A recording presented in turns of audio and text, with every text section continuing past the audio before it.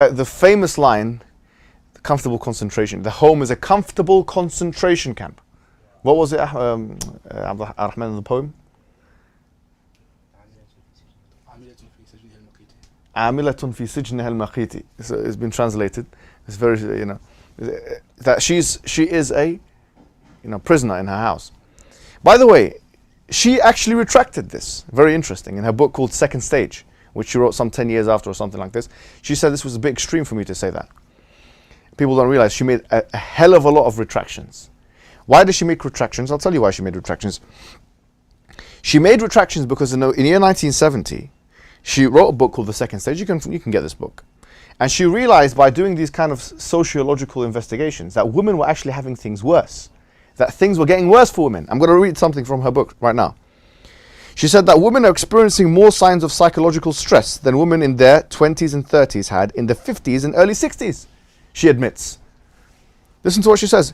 And were more likely to feel on edge of a nervous breakdown than young men, she said. So this is after what? After the civil rights movement, after the implementation of Equal Rights Act, after women are going to work, after all of the discussion about feminism, after women were burning bras, after. So she goes and checks to see if women are happy now because of what she's done.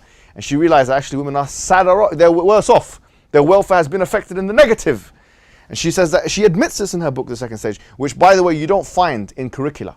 You don't find in syllabi, this book, Second Stage. You find Feminine Mystique. Even in GCSE and A-levels, they don't teach any kids about the second stage. It's a book she wrote.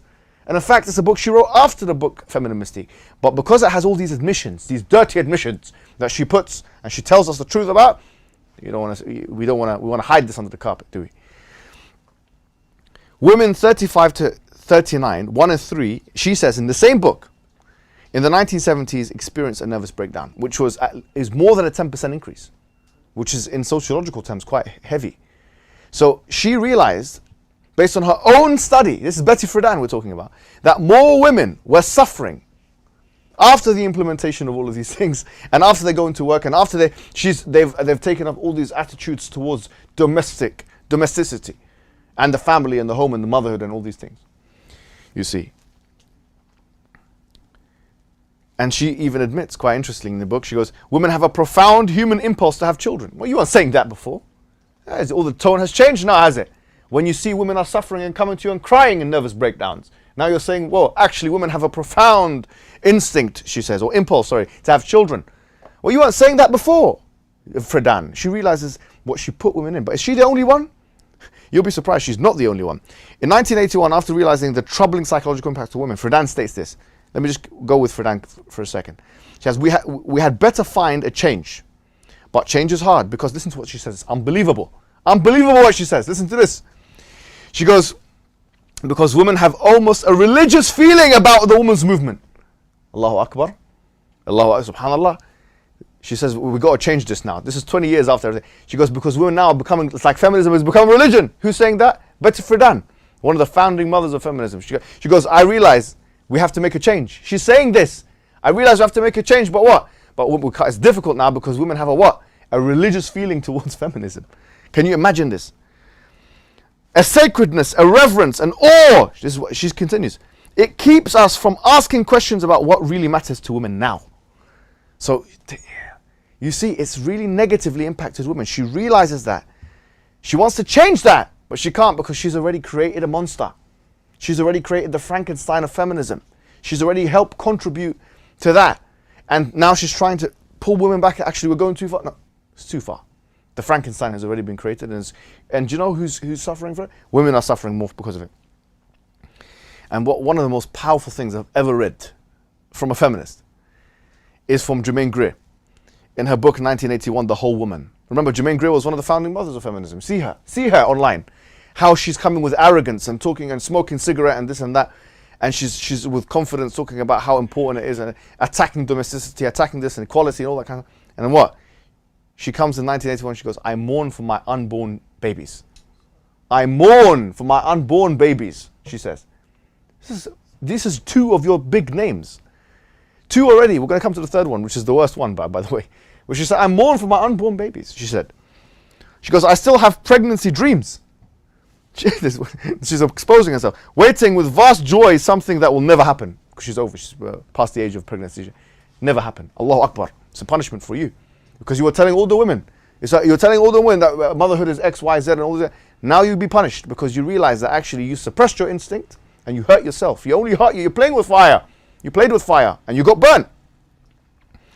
De Beauvoir, who is if you want to put the main woman of feminism in the second wave is de Beauvoir, the second sex, because it had been probably the most robust and thorough philosophical work that had been done on feminism, and up until the third wave, it was the main way in which scholars of feminism would argue for feminism.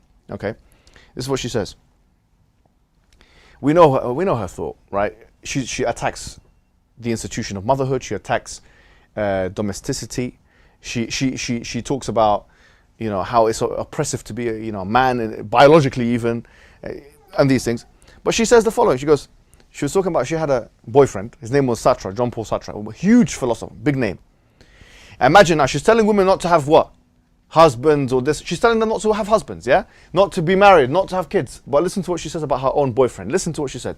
She goes, I felt dominated by someone else intellectually. Sartre lived up to the man I had dreamt up until 15. I was simply not in his class. Wallahi, I have not seen one single Muslim woman to ever say that. With the most complementarian lifestyle. She's an egalitarian. She said, I've never heard anything. I was dominated by my husband. I was not even in his class. The most traditionalist woman, the Amish. I've never said, this is what? So you're telling women not to have kids. You're telling women not to, she's like the devil. Wallahi, she is like shaitan. Sorry, let me just go into religious discourse for that.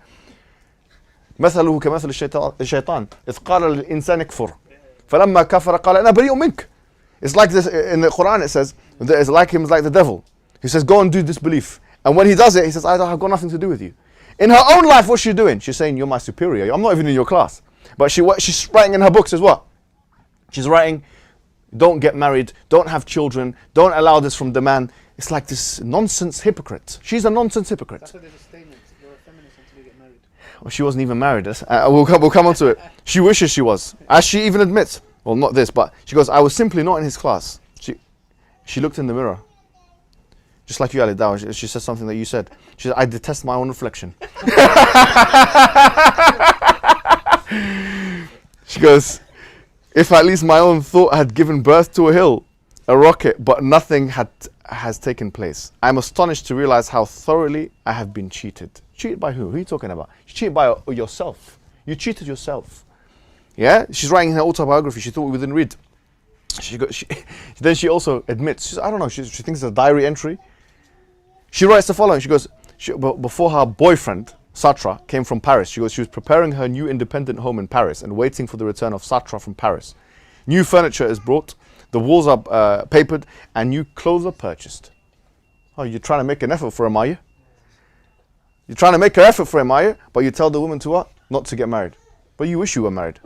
You wish you had that commitment. He called her, one time he said to her, because she came back home and she wasn't there, she said, you're like a mere housewife. And obviously in their understanding, this is a huge embarrassment. She says, I was furious with myself to have disappointed him in this way. And he's the one, by the way, if you look at her autobiography, who persuaded her. He's the one who persuaded her to write The Second Sex. So we have a valid question here. Was second wave feminism created by Sartre, by a man? Was he the one doing all the work? Was he the one pushing her to do these things? Why? Because it's in the benefit, we're going to come to realize, it's in the benefit of the man. This is what women don't understand. Please, some women do, of course, but some women don't. Feminist women. That feminism, second wave, benefits the man. Psychologically, as we'll find, more than it benefits the woman. He doesn't need to commit. He doesn't need to have kids. He doesn't need to do all those things. He can move from one woman to another. Use and abuse. Lash and dash. He can. This is the situation. But let's not mention that. What we should mention is some sociological investigations. And the biggest one that's ever been done, that I know of, is this one that is mentioned. It's mentioned in the poem as well. Do you remember what the lines were? Yeah, this is the دراسة الغربية that's been through. في مئة ألف, yeah? This is the مئة ألف. It's Blanche, Flower and Oswald. This is the name of the study, 2000, okay? 100,000 participants. It's a longitudinal study from the years 1970 to the years 1990 in the UK and the US. Huge study. Very difficult to replicate. And this is what the researchers said, that men are happier and women are sadder.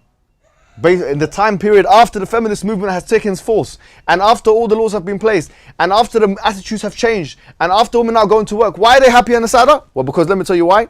Because they say legislative reform and so on has not been successful in either country, in either country, in creating or raising the well-being among women.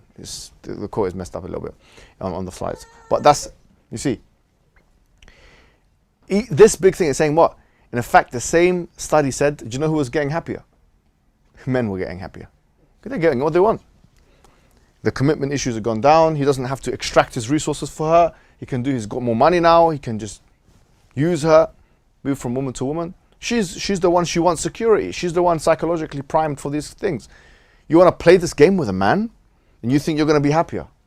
You don't know what you're doing. You've created 20 years longitudinal study. It tells us that in fact the welfare of women has degenerated considerably or exponentially as a result of what? As a result, or after at least these policies had been implemented. Now, why is this the case, or what should we think about? I mean, feminists know, even the second wave feminists, that there are differences, considerable physiological and psychological and even biological, as we know, differences between men and women. But basically their argument is, despite all of these differences, that we should be treated the same. Now, the burden of proof is upon the one who's making the claim. Why do we need to be on the back foot? If someone asks you, why is it different for whatever ruling it is in Islam or whatever other system even, that differentiates between ruling of men and women, so why is it different? Why should it be the same, in fact? Plato, he made a very interesting quote, Aristotle quotes him. He says, treat like cases as like, meaning identical things should be treated identically. And different things, by extension, should be treated what? Differently. Now, your feminism doesn't accommodate for the differences between men and women. That's a failure. That means it has less explanatory scope. Now, why should we cover for their failure or even accept it as a presupposition for answering their questions? They're asking, why is it that, we'll come to it, but why is the inheritance difference? Why is polygamy? Why is man can marry this and that? Why should it be the same, in fact? Why is there an assumption of equality, of absolute equality? This assumption itself is unsubstantiated. And in fact, they need to argue it from first principles. They need to argue why it should be different things should be treated the same. They need to argue that, not us. And in fact, this is one of the key reasons, and very important here, why ridda happens, why apostasy happens, or why shak happens, or why raib happens in a deen, or doubt. And we, because we've been in the back foot for too long, have not been able to answer this properly. The way we answer it is, is the assumption that different things should be treated the same. We believe that identicality in value does not mean, equality in value does not mean identicality in roles. One more time. Equality of value. We do believe men and women are equal in value. Yeah, in spiritual value they are equal. Equality of value is not equivalent to identicality in roles. This is an extremely important sentence. Memorize it. If they want to tell us that it should be the case, they have to argue for it. It's not me that has to argue for it. But you know what? Sometimes it's quite easy and it's quite straightforward if we point to them the differences between men and women. Because some of them are actually ignorant of it, even though the feminist founding fathers were not ignorant of it. In the chapter biology, de Beauvoir, she goes, women are weaker than men. She will lose to them in the fight. She has less control of herself. I'm paraphrasing, but that's the idea. She says all this thing, but sometimes you have to show them that is a fact. Let's give some examples of that.